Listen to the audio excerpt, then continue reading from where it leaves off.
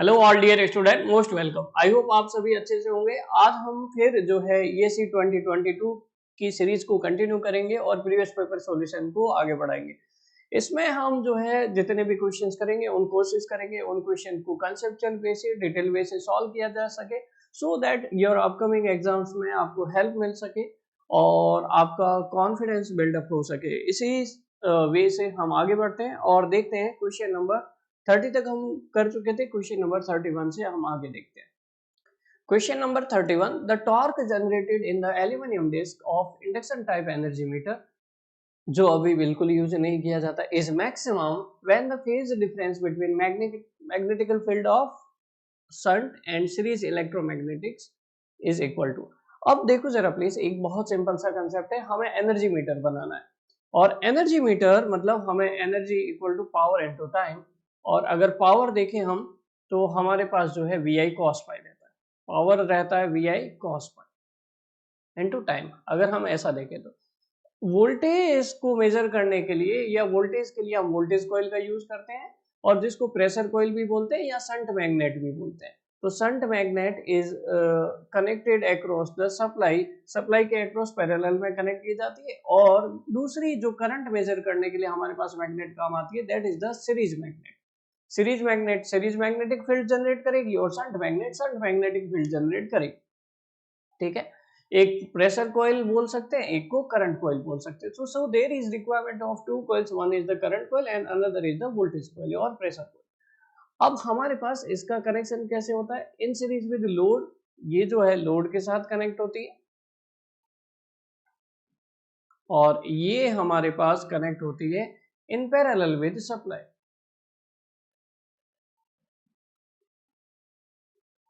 अब क्वेश्चन क्या पूछा है वो सुनते हैं। हमारे पास यहाँ पर जो टॉर्क जनरेट हो रहा है रोटेशन के लिए, जो एल्यूमिनियम डिस्क को रोटेट करने के लिए जितना आप एनर्जी कंज्यूम करोगे उतना ज्यादा रोटेशन रहेगा। तो speed is directly proportional to energy consumption. जितना आप एनर्जी कंजप्शन करोगे उतना स्पीड रोटेशन ऑफ डिस्क रहेगा और उतना ही रीडिंग जो है वो नोट होता जाएगा। तो ये टॉर्क मैक्सिमम करना हमें, तो इन दोनों के बीच में जो शंट मैग्नेटिक फील्ड है और सीरीज मैग्नेटिक फील्ड है, इसमें फेज डिफरेंस कितना होना चाहिए। एक बार हम जो है अभी थ्योरेटिकली जो समझा है उसको डायग्रामेटिक व्यू से देख लेते हैं। और डायग्रामेटिक व्यू में अगर हम देखें तो हमारे पास इस तरह से ये डायग्राम बनता है। एक प्रेशर कोइल है that is connected across the supply, directly parallel में कनेक्टेड है, जिसको शंट मैग्नेट पे कनेक्ट किया गया है। ठीक है, और एक हमारे पास करंट कोइल है जो इन सीरीज विद लोड में कनेक्ट है, लोड के साथ सीरीज में कनेक्ट है। ठीक है, तो इसका मतलब ये है कि शंट कॉइल में, सॉरी सीरीज कॉइल में या करंट कॉइल में आपके पास लोड करंट फ्लो होगी। ठीक है, अब मान लीजिए रेफरेंस के लिए फेजर डायग्राम बना रहे हैं, वोल्टेज को रेफरेंस ले लेते हैं V एंगल 0 पे, voltage V phasor equal to V angle 0। अब हमारे पास क्या होता है, प्रेशर कोइल। प्रेशर कोइल को अगर हम रिप्रेजेंट करें तो इस तरह से रिप्रेजेंट कर सकते हैं, जिसमें हमारे पास प्रेशर कोइल रेजिस्टेंस Rp और प्रेशर कोइल इंडक्टेंस Lp रहता है। और प्रेशर कोइल का हमारे पास जो करंट फ्लो होती है Ip रहती है और इम्पीडेंस होगा Zp इक्वल टू हो जाएगा Rp plus j omega Lp। ये जो प्रेशर कोइल करंट है Ip, ये वोल्टेज से लैग करेगी क्योंकि इंडक्टिव कंपोनेंट है और इंडक्टिव इफेक्ट बहुत ज्यादा ही होता है। ठीक है, तो यहाँ पे मान लीजिए कोई एंगल है डेल्टा, इस जो प्रेशर कोइल करंट है वो वोल्टेज से डेल्टा एंगल से लैग कर रही है। इस डेल्टा की वैल्यू क्या होगी, tan inverse omega LP upon RP. Concept को ध्यान से समझिएगा, बहुत सारे कंसेप्ट क्लियर होंगे यहाँ से। ये डेल्टा एंगल है और मान लीजिए लैगिंग लोड है, तो करंट भी हमारे पास जो सीरीज करंट है, सीरीज या करंट कॉइल से जो करंट जा रही है, लोड करंट या फिर करंट कॉइल से जो करंट जा रही है आईसी, वो इससे फाई एंगल से लैग कर रही है। अब इन दोनों के बीच का जो एंगल है दैट इज द बीटा।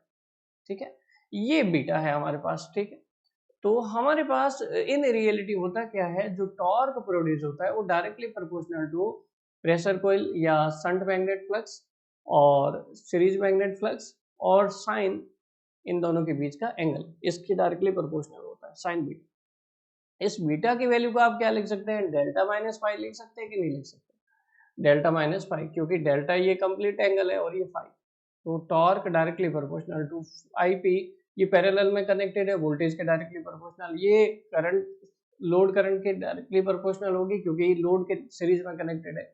और साइन इधर आ जाएगा डेल्टा माइनस 5। अब ये जो एंगल है, इस एंगल की वैल्यू पूछिए, डेल्टा माइनस 5 या बीटा की एंगल वैल्यू पूछिए, ये कितना हो कि टॉर्क मैक्सिमम हो। ऑब्वियसली इसकी वैल्यू साइन 90 की मैक्सिमम वैल्यू हमें मिल पाएगी 1। तो अल्टीमेटली टॉर्क मैक्सिमम कब होगा, जब बीटा जो angle difference between the pressure coil और हमारे पास सीरीज कॉइल है, इन दोनों के बीच का जो एंगल डिफरेंस है, वो फ्लक्स के बीच का एंगल जो डिफरेंस है वो बीटा कितना हो, 90 डिग्री, तभी टॉर्क मैक्सिमम होगा। ठीक है, ये बीटा 90 डिग्री होना चाहिए, तब टॉर्क हमारे पास क्या आ जाएगा, मैक्सिमम आ जाएगा, डायरेक्टली प्रोपोर्शनल टू वी आई रह जाएगा। ठीक है, एक कंसेप्ट और सीखते हैं कि जनरली जो इंडक्शन टाइप एनर्जी मीटर होता है या इंडक्शन टाइप मीटर होते हैं, उसमें उसको हम जो है हाईली इंडक्टिव डिफाइन करते हैं, हाईली डिफाइन या हाईली इंडक्टिव डिजाइन करते हैं। हाईली इंडक्टिव डिजाइन करने का मतलब इंडक्टिव कंपोनेंट बहुत ज्यादा होगा तो डेल्टा की वैल्यू हाई रहेगी, डेल्टा की वैल्यू हाई रहेगी तो मैक्सिमम डेल्टा की वैल्यू कितनी जा सकती है, 90 जा सकती है। हम इस टॉर्क वाले क्वेश्चन को छोड़ देते हैं और इसी क्वेश्चन पे आगे बढ़ते हैं। अगर हमारे पास इस तरह से हो वी आई साइन 90 माइनस 5 आ जाए, डेल्टा इक्वल टू 90 डिग्री कर ले, if it is design highly inductive, highly inductive इसको डिजाइन करें तो हमारे पास जो है डेल्टा जो है 90 डिग्री के अप्रोक्सीमेट पहुंच सकता है, और टॉर्क जो है वो directly proportional to sine 90 minus 5 that is the cos 5 हो जाएगा। और V I cos 5 is nothing but the power, और पावर जो है जितने टाइम के साथ आप कंज्यूम करते जाओगे उतना ही आपके पास टॉर्क ज्यादा होगा। ये टॉर्क कौन सा है, डिफ्लेक्टिंग टॉर्क है, और उतना ही रोटेशन हमारे पास जो है ज्यादा होगा, डिस्क जो है वो ज्यादा रोटेट करेगी। ठीक है, यही क्वेश्चन आपको बताना था कि इंडक्शन टाइप एनर्जी मीटर को highly inductive coil, pressure coil क्यों डिजाइन की जाती है, क्योंकि हमारे पास जो है रिजल्ट बेहतर मिल सके। अगर ये डेल्टा की वैल्यू मान लीजिए 90 नहीं आके 87 डिग्री आ गई तो हमारे पास एरर इन द रिजल्ट होगा। जो एरर आती है हमारे पास प्रेशर कॉइल की वजह से, वो ये एरर होती है। इस एरर को कम करने के लिए this pressure coil, potential coil और shunt coil is design at very high inductive condition. ठीक है, so what will be the right answer, B will be the right answer। next question देखेंगे हम। डीसी गैल्वेनोमीटर, एक DC galvanometer है हमारे पास of 4 ohm resistance, 4 ohm resistance है जिसका is reads up to 50 milli ampere current read करता है। ये मीटर का रेजिस्टेंस है, that is the R F, और ये करंट है आई एफ।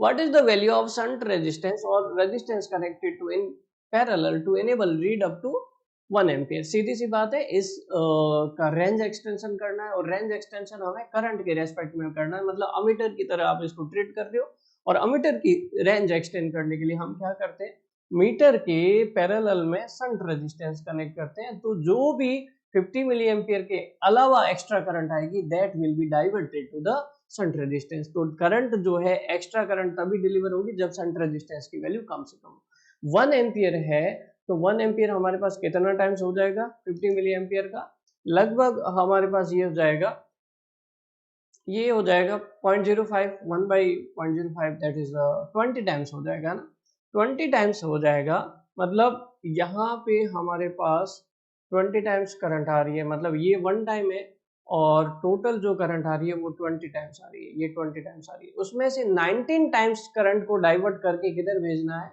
शंट रेजिस्टेंस में भेजना है। तो सीधी सी बात है, इस शंट रेजिस्टेंस की वैल्यू जो है मीटर रेजिस्टेंस से 19 टाइम्स कम होनी चाहिए। 4/19 करोगे तो आपके पास जो है 0.21053 आएगा। It is the conceptual approach, और फॉर्मूला यूज करना चाहते हो वो तो है ही आपके पास, RSH equal to RM upon M-1।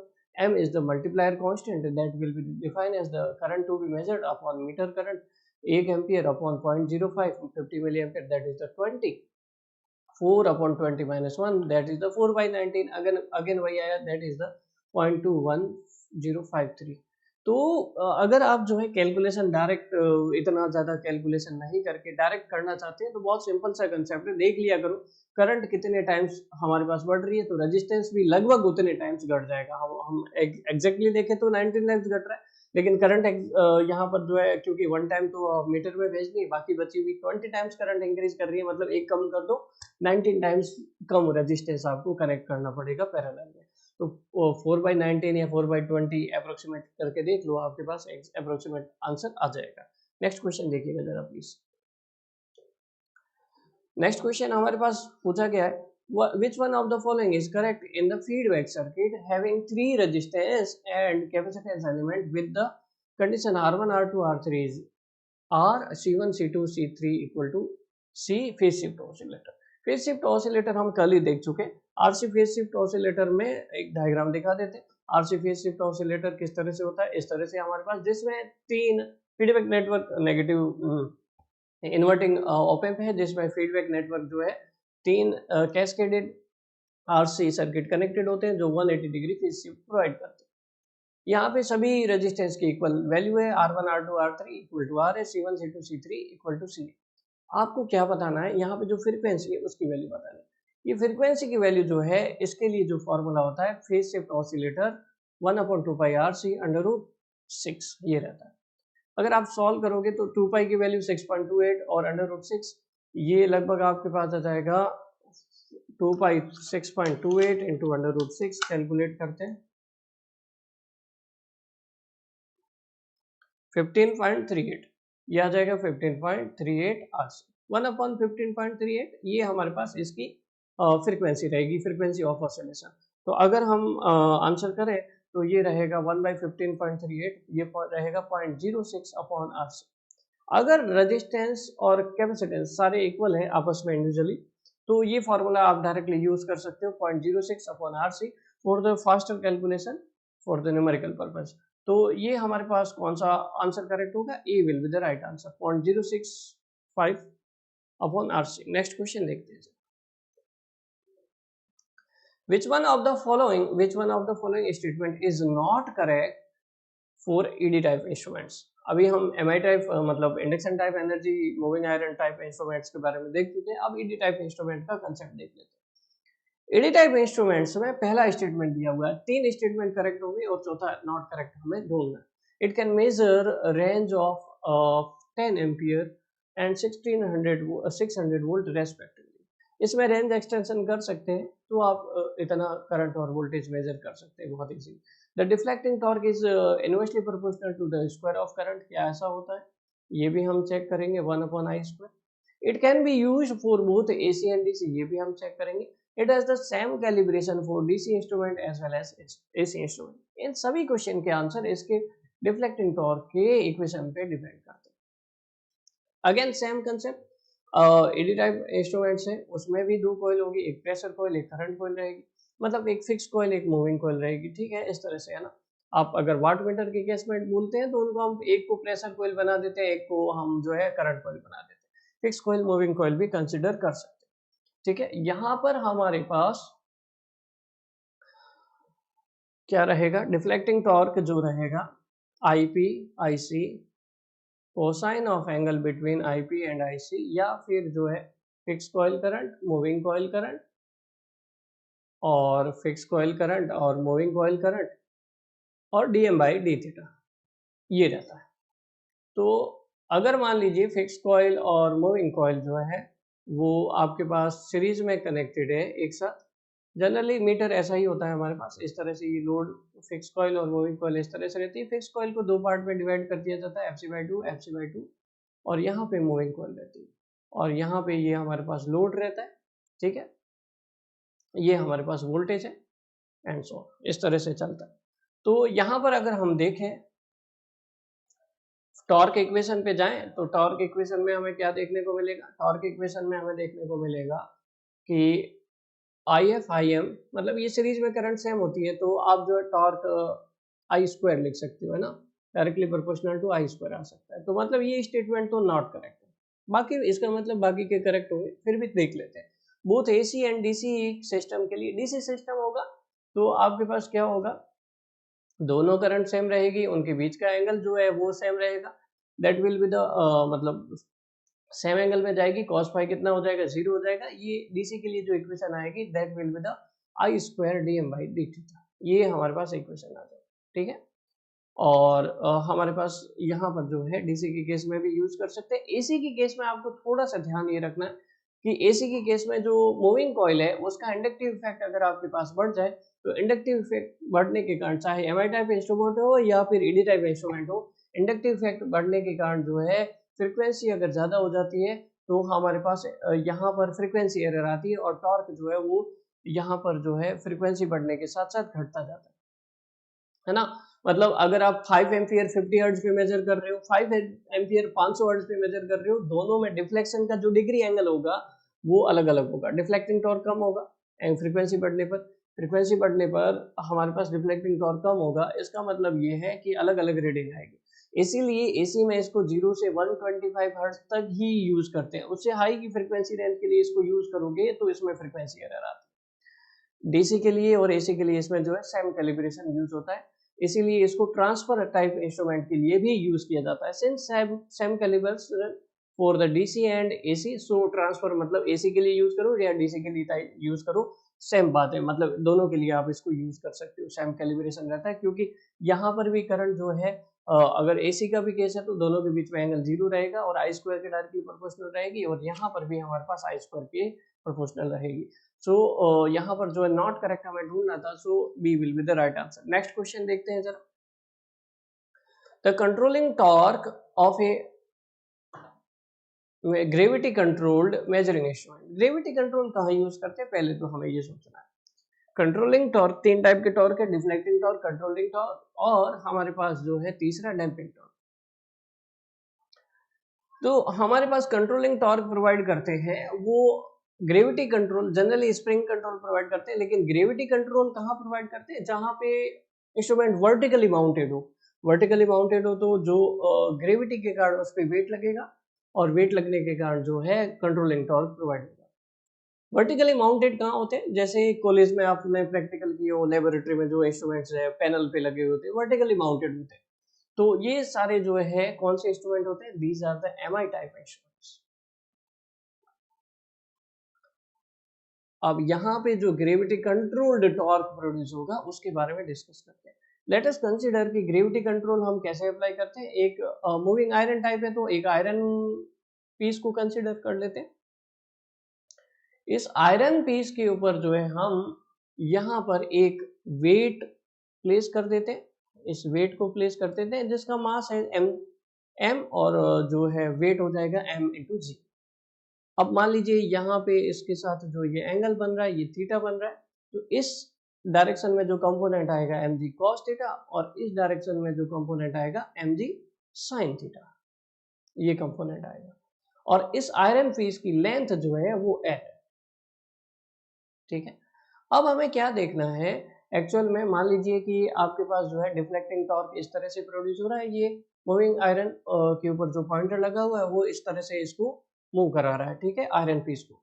और फोर्स जो है वो नीचे की डायरेक्शन में लग रहा है, इसका मतलब कंट्रोलिंग टॉर्क जो है इसके ऑपोजिट डायरेक्शन में लगेगा, ठीक है। कंट्रोलिंग टॉर्क इसके ऑपोजिट डायरेक्शन में लग रहा है। इस डायरेक्शन में आपके पास कौन सा टॉर्क कंपोनेंट लग रहा है, टॉर्क होगा force into length, so that force हमारे पास क्या है mg sin थीटा और लेंथ है l, तो ये आ जाएगा mgl sin थीटा। और ओवरऑल हमारे पास जो कंट्रोलिंग टॉर्क आएगा that will be directly proportional to sin theta. कौन सी टर्म के डायरेक्टली प्रोपोर्शनल आएगा, sin थीटा के टर्म के डायरेक्टली प्रोपोर्शनल आएगा। So what will be the right answer? D will be the right answer. Next question देखिएगा जरा please. The arms of a four-arm bridge ABCD supplied with the sinusoidal voltage have the following values. Arm AB, arm BC, arm CD, arm D. ये दिया हुआ है ना हमारे पास। Arm AB में क्या है 200 ohm in parallel with a capacitance, ये आपके पास दिया हुआ 1 माइक्रोफेराड और ये 200 ओम का रेजिस्टेंस। ए बी हो गया, यहाँ पे फिर बी और सी के बीच में है आपके पास 400 ओम का रेजिस्टेंस, फिर सी डी के बीच में आपके पास है एक रेजिस्टेंस अगेन 1000 ओम, और फिर डी और ए के बीच में R2 in series with capacitance C2, आपके पास ये R1 C1 हो गया, ये R2 C2 हो जाएगा, ठीक है। और हमारे पास यहाँ पे R4 हो गया, ये R3, ठीक है। अब देखते हैं यहाँ पर R2 आपको एक तो कैलकुलेट करना है, वैल्यू ऑफ R2 कैलकुलेट करना है, और इस केस में जो फ्रीक्वेंसी आएगी वो कैलकुलेट करना है, दो वैल्यू कैलकुलेट करना है। देखो ऐसे क्वेश्चंस आपके पास अगर ESE हो या कोई सा भी ऑब्जेक्टिव टाइप का पेपर हो जिसमें ऐसे क्वेश्चंस को टाइम वेस्ट नहीं करें, टू राउंड सिस्टम करें, अगर आपके पास तीसरा राउंड बचता है और उसमें टाइम रहता है तो ऐसे क्वेश्चन को सॉल्व करें, बिकॉज इसमें कैलकुलेशन बहुत ज्यादा चाहिए। ठीक है, आगे कैपेसिटेंस का क्वेश्चन है, उसमें भी ऐसा ही है, जिसमें कैलकुलेशन ज्यादा चाहिए उसमें टाइम वेस्ट नहीं करें, जज्बाती होके ऐसा मत करें कि मैं आंसर निकाल के दूंगा। अरे भाई साहब, बहुत आप निकाल दोगे, बैलेंस ब्रिज कंडीशन निकाल के कर दोगे, लेकिन एक तो आपको मालूम होना चाहिए कौन सा ब्रिज है, एक है ना, ये वेन्स ब्रिज है, दूसरा हमारे पास जो है उसके इक्वेशन लगाओगे और फिर सॉल्व करोगे तो बहुत लेंदी कैलकुलेशन होगी। इसकी बजाय फर्स्ट राउंड में वो क्वेश्चन करिए जो सिंपल हो और जो कम कैलकुलेशन चाहते हो और डायरेक्टली हो जाए। सेकंड राउंड में जो आपको आते हो और थोड़ा सा ज्यादा कैलकुलेशन चाहिए वो करो, और थर्ड राउंड में जो है इतना ज्यादा टाइम कंज्यूम करता है फिर उसको करो। ये बात बहुत ध्यान रखनी होती है, ठीक है, क्योंकि ये मेरे साथ हो चुका है आईएएस के पहले एग्जाम में, मेरे साथ ऐसा हो चुका है। अरे मेरे को ये आता है सर्किट सब्जेक्ट, जब हम रिटर्न दे रहे थे तो पहला जो कोड चेंज होता है एबीसीडी कोड आता है, और मेरे कोड में जो सबसे पहला सब्जेक्ट है वो सर्किट आ गया, तो सर्किट के क्वेश्चन करने लग गया, बहुत ज़्यादा टाइम कंज्यूम हो गया। उसके बाद कंट्रोलर आ गया, फिर क्वेश्चन न्यूमेरिकल क्वेश्चन को ट्राई करो लास्ट में रखें। उसकी वजह से क्या हो गया, 10 मेजरमेंट के जो इजी क्वेश्चन थे जिसमें 2 से 3 मिनट लग सकते थे, वो 10 क्वेश्चन जो है लगभग रह गए। तो उस वो ये सारा पॉइंट आपको ध्यान रखना होता है। ठीक है, अभी इस क्वेश्चन को देखते हैं।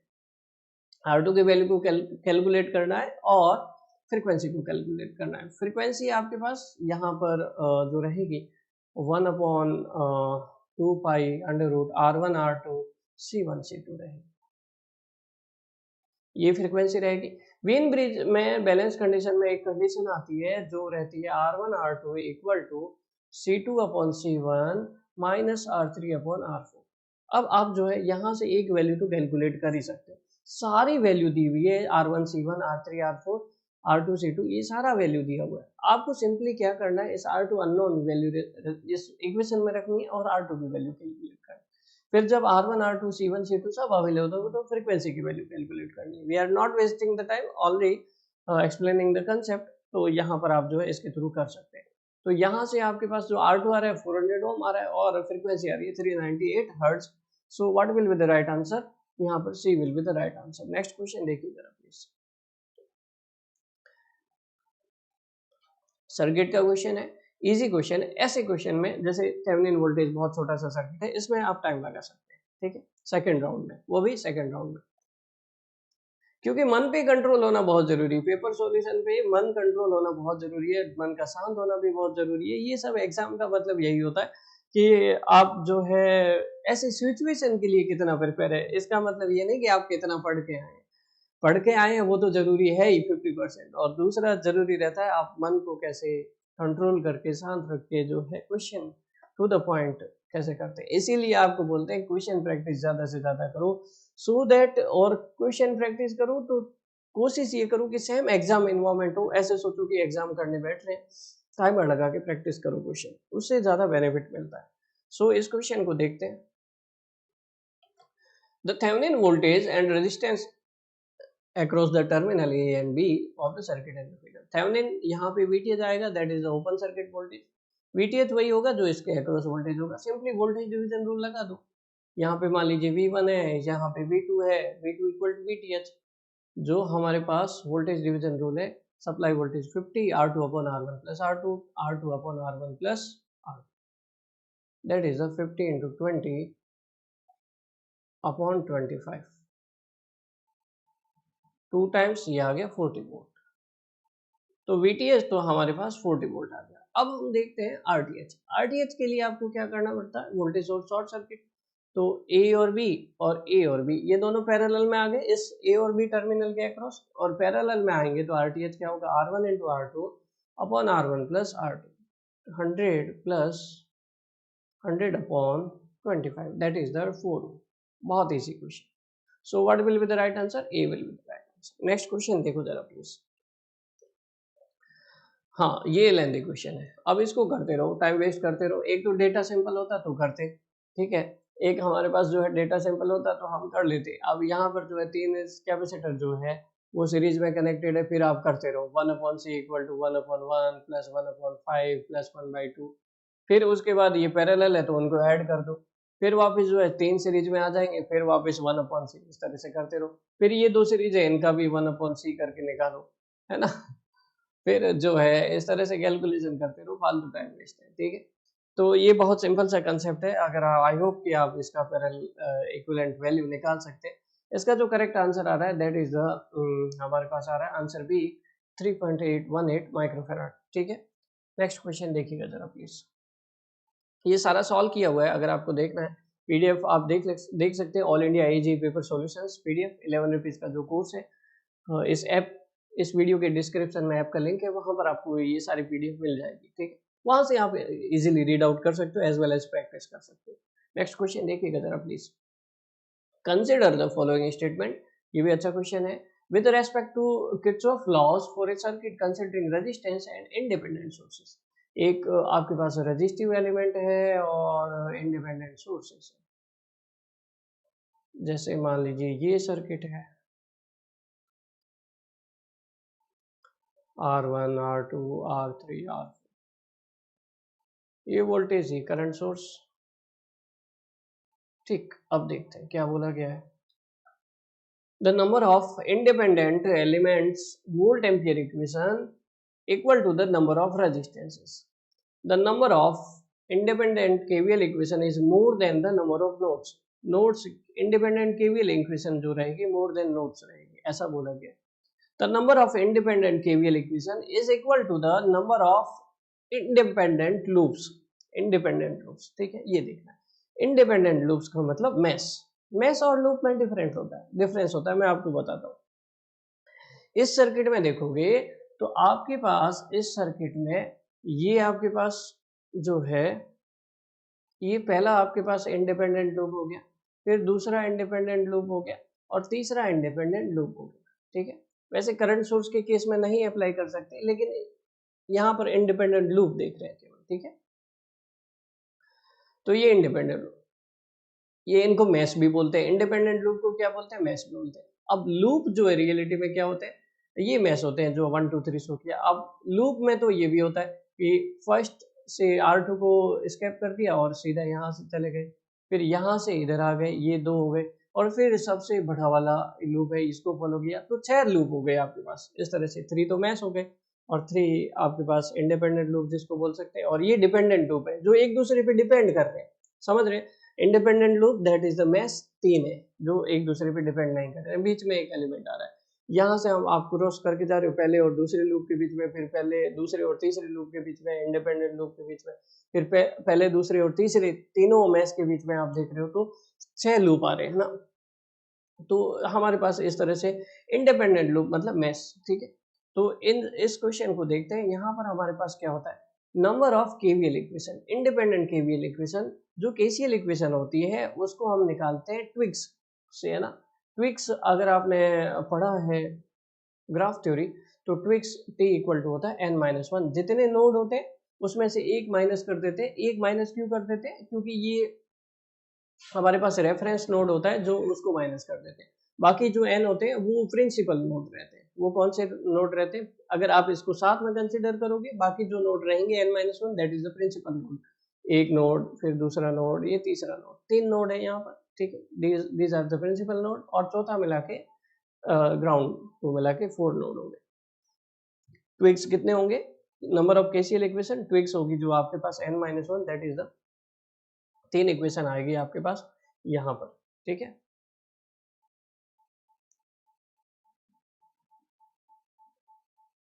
n-1 3 - 4 - 1 दैट इज द 3, ठीक है। यहाँ पर अब हमारे पास केवीएल इक्वेशन देखते हैं। अगर केवीएल इक्वेशन देखें तो उसका भी फॉर्मूला लिंक्स से आता है ना। लिंक्स इक्वल टू क्या होता है? L equal to B minus branch या एलिमेंट, कई बार लिखते हैं elements, number of elements, minus twigs n-1, ये फॉर्मूला लिखते हैं। ये रियलिटी में होता है क्या है, नंबर ऑफ मैश के इक्वल ही होता है ना। यहाँ पे मैश जो है, वैसे यहाँ पे ये जो तीसरा मैश है करंट सोर्स होने की वजह से एग्जिस्ट नहीं करेगा, क्योंकि या तो आपको इसको वोल्टेज मानना पड़ेगा इसलिए। तो यहाँ पर जो है मैश 3 बन रहे हैं, तो 3 मैश के लिए यहाँ पर जो हमारे पास केवीएल इक्वेशन होगी इंडिपेंडेंट मैश के इक्वल या इंडिपेंडेंट लूप के इक्वल होगी दैट इज द 3, ठीक है। ये आप डायरेक्टली भी बता सकते हो या तो फॉर्मूला के थ्रू बताओ। तो यहाँ पर हमारे पास जो है ऑप्शंस देखते हैं। ऑप्शंस देखने से पहले वैसे फॉर्मूला के हिसाब से भी कर सकते हो। यहाँ पर 6 ब्रांच है, 1 2 3 4 5 6 ब्रांच है हमारे पास। 6 minus 4 minus 1 that is the 3 maths आपके पास बन रहे हैं, ठीक है। ये हमारे पास इंडिपेंडेंट, तो ये हमारे पास स्टेटमेंट करेक्ट है, नॉट करेक्ट हमें बताना है, ठीक है। ये ग्रेटर देन नोट्स ये गलत है हमारे पास, ये गलत हो गया क्योंकि हमने देखा है कि इसका फॉर्मूला क्या है, उसके अलावा नंबर ऑफ मैथ्स के इक्वल होते हैं, तो ये नॉट करेक्ट है। सेकंड वाला नॉट करेक्ट है। और फर्स्ट वाला हमें क्या बोलता है, वोल्ट एम्पियर इक्वेशन, जो हमारे पास यहाँ पर वोल्ट एम्पियर इक्वेशन बनेगी, वो जितने आपके पास इक्वल टू रेजिस्टेंस होंगे उतने ही आपके पास वोल्ट एम्पियर इक्वेशन बनेगी। वोल्ट एम्पियर इक्वेशन मतलब यहाँ से जो करंट जा रहा है और वोल्टेज और करंट वोल्ट इंटू एम्पियर, तो रेजिस्टेंस जहाँ जहाँ एग्जिस्ट करेगा वहाँ पे आपके पास वोल्ट एम्पियर इक्वेशन बनेगी, जितने नंबर ऑफ रेजिस्टेंस होंगे। बहुत इजी आपके पास है, V equal to I R, जहाँ जहाँ रेजिस्टेंस है जो जाने वाली करंट है वहाँ V पता करोगे। सो फर्स्ट एंड थर्ड तो करेक्ट है और सेकंड नॉट करेक्ट है, तो हमें नॉट करेक्ट ही बताना, B only will be the right answer, second only will be the right answer. Next question देखिएगा जरा please. What is the voltage level V in the circuit diagram. ये जो circuit diagram show किया गया इसमें voltage level V कितना है यही हमें बताना है।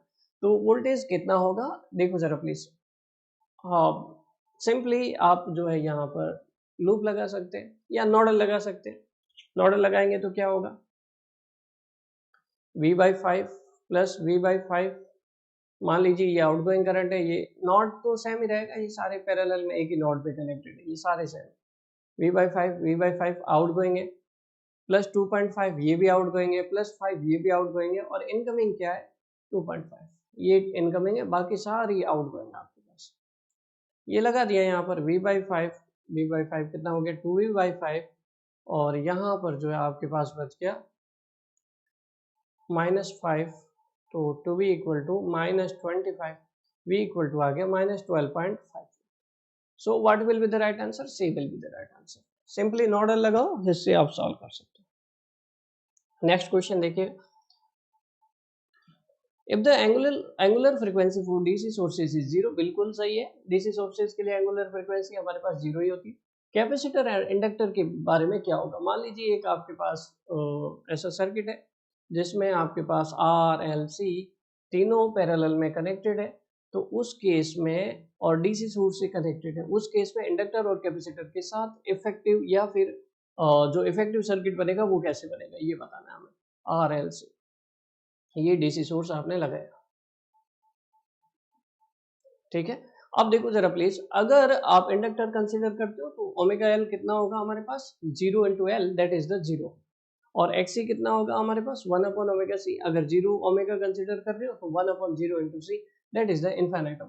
कभी भी 0 ओम का मतलब करंट इजीली फ्लो हो सकती है, मतलब शॉर्ट सर्किट। इनफाइनाइट ओम का मतलब करंट इजीली नहीं फ्लो हो सकती, मतलब open circuit. So inductor is short circuit, capacitor is open circuited, तो रेस्पेक्टिवली देखिएगा, capacitor is open circuited and inductor is short circuited, so B will be the right answer. Respectively देखना बहुत जरूरी है, अदरवाइज जल्दबाजी में गलती कर लेते हैं।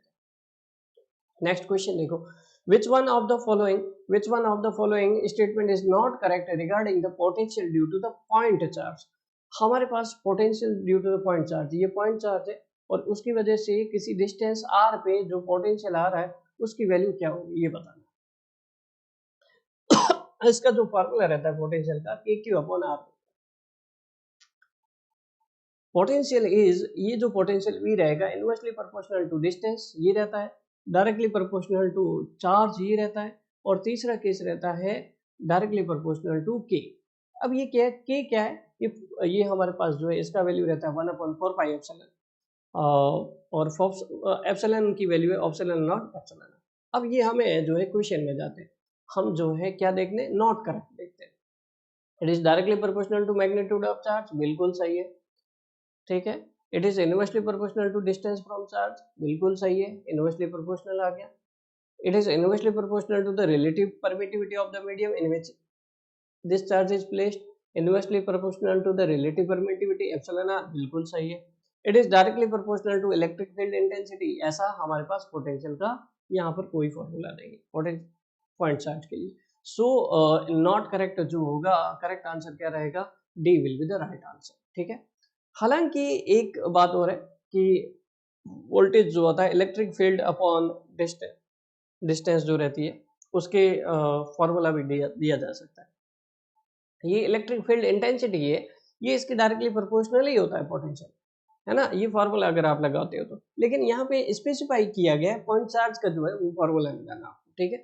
तो उसी के रेस्पेक्ट में आपको बताना है this question is regarding the formula of point charge, so D will be the right answer, otherwise D correct नहीं होगा। नेक्स्ट क्वेश्चन देखिएगा जरा please. The relation between, very easy question, the relation between electric field density D and electric field intensity ई, इस इन दोनों के बीच में relation क्या है ये बताना है with respect to absolute and relative permittivity, that is the epsilon E D equal to epsilon naught epsilon R E, और ई अगर आप कैलकुलेट करते हो तो क्या हो जाएगा D upon epsilon naught epsilon R, so what will be the right answer, B will be the right answer, A equal to D upon epsilon naught epsilon naught. Next question देख, if L is the self inductance, if L is the self inductance and I is the current and A is the flux linkage to the magnetic field, एक कोई magnetic field है, current है, उसमें current I जा रही है, L self inductance है, A and lambda यहाँ पे होगा lambda, and lambda is the flux linkage to the magnetic field, यहाँ से जो मैग्नेटिक फील्ड लिंक हो रहा है वो लेमडा है। तो what is the energy stored in the magnetic field, lambda की टर्म में बताना है। ये जो फ्लक्स लिंकेज होता है एक्चुअल में ये लेमडा की टर्म में, लेमडा को कैसे डिफाइन किया जा सकता है, लेमडा इक्वल टू वैसे हमारे पास जो है फॉर्मूला रहता है एनर्जी स्टोर्ड का हाफ एल आई स्क्वायर। अब हमें जो है फॉर्मूला चेक करो, आई को रिप्लेस करना, एल तो है अवेलेबल, अब करंट का और फ्लक्स लिंकेज का क्या रिलेशन है, क्वेश्चन यही बताना है। लेमडा अगर आई को रिप्लेस करना है लेमडा की टर्म में, कैसे रिप्लेस किया जाए ये आपको मालूम होना चाहिए, तभी तो ये फॉर्मूला आएगा। Energy stored in the magnetic field, simply आपके पास हाफ एल आई स्क्वायर लिख सकते हो, लेकिन हाफ एल आई स्क्वायर की टर्म में नहीं, आई को रिप्लेस करना है in the terms of lambda. तो लेमडा क्या होता है, लेमडा फ्लक्स लिंकेज, या फिर अगर आप देखें इंडक्टेंस को कैसे डिफाइन किया जाता है, it is the flux linkage per unit, Sai लिखो या फिर एन फाई लिखो या लेमडा लिखो एक ही बात है, लेमडा अपॉन आई। तो इस आई को कैसे रिप्लेस किया जा सकता है, लेमडा अपॉन एल, ठीक है, आई को रिप्लेस कर देते हैं लेमडा अपॉन एल से, lambda square upon L square, ये कैंसिल आउट, ये आ जाएगा लेमडा स्क्वायर अपॉन 2l। तो ऐसा कोई फॉर्मूला है क्या, या फिर 0.5 लेमडा स्क्वायर अपॉन एल, ऐसा हमारे पास formula, A will be the right answer. Next question देखते हैं जरा। The time constant of a series RL circuit is defined as the time at which current through RL series circuit rises। एक RL series circuit है, उसमें आपके पास इनिशियलिटी equal to 0 पे switch close करते हो और डीसी सप्लाई देते हो, तो डीसी सप्लाई देने पे इंडक्टेंस जो है एकदम से शॉर्ट सर्किट नहीं होता है, ये इसमें जो है आपके पास स्टेडी स्टेट कंडीशन में जब तक नहीं है, बहुत कम टाइम लगता है इसको स्टेडी स्टेट कंडीशन में आने में। जैसे स्टेडी स्टेट कंडीशन में मतलब इसमें से जितनी मैक्सिमम करंट जो पास हो सकती थी वो कितनी है, वी एस बाई आर, अगर वी एस यहाँ लगाते हो ये आर मैक्सिमम, शॉर्ट सर्किट होगा तो मैक्सिमम करंट क्या जाएगी, वी एस बाई आर जाएगी। तो स्टेडी स्टेट करंट जो है इसमें maximum I S S equal to V S by R रहती है, ये फाइनल वैल्यू रहती है, और उसके बाद ये जो है शॉर्ट सर्किट हो जाता है। तो इसमें जो टाइम मान लीजिए 0 से टी लग रहा है, अब इस फाइनल वैल्यू तक पहुंचने के लिए जो 60 फाइनल वैल्यू के 63.2% तक पहुंचने के लिए जो टाइम लगेगा that is the time constant, वही हमारे पास क्या होता है, टाइम कांस्टेंट होता है। तो स्टेडी स्टेट वैल्यू के कितना परसेंट पहुंचने के लिए 63% ऑफ स्टेडी स्टेट वैल्यू। वैसे टाइम कांस्टेंट का फॉर्मूला क्या होता है, एल बाई आर। एक और बात, अगर इंडक्टर डिस्चार्ज हो रहा है ना, तो डिस्चार्जिंग के लिए इक्वेशन क्या होगी, डिके होगा। इस तरह से अभी हमें क्वेश्चन में पूछा था राइज, इसलिए हमने राइज किया, डिस्चार्जिंग के लिए इस तरह से जाएगा। डिस्चार्जिंग के लिए हम जो है 63.2% ऑफ फाइनल वैल्यू नहीं देखते, मतलब इनिशियल वैल्यू नहीं देखते, इनिशियल वैल्यू का 36.7% तक डिक्रीज होने में जो टाइम लगेगा that is the time constant, वो हमारे पास क्या आएगा, टाइम कांस्टेंट आता है। तो यहाँ तक डिक्रीज होने में इसको जो है 36.7% तक डिक्रीज होने में जो टाइम लगेगा that is the time constant. Value वही होगी राइज और डिक्रीज में, लेकिन डिफाइन करने का तरीका अलग अलग। सो नेक्स्ट क्वेश्चन देखते हैं हमारे पास क्या होगा, transient disturbance. Transient disturbance is produced in a circuit whenever current in the circuit are associated with resistors. ऐसा है, अगर रजिस्टर्स ही केवल अवेलेबल हो तो जिंदगी में कभी भी ट्रांजिएंट नहीं आएंगे, चाहे एसी सर्किट हो या डीसी सर्किट। इंडक्टर और कैपेसिटर का होना बहुत जरूरी है भाई साहब, तो ये स्टेटमेंट तो गलत हो गया। Circuit is suddenly connected to और disconnected from the supply, suddenly connect और suddenly disconnect. The source is overdamped, source is overdamped, इस तरह से सोर्स इज अंडरडैम्प्ड।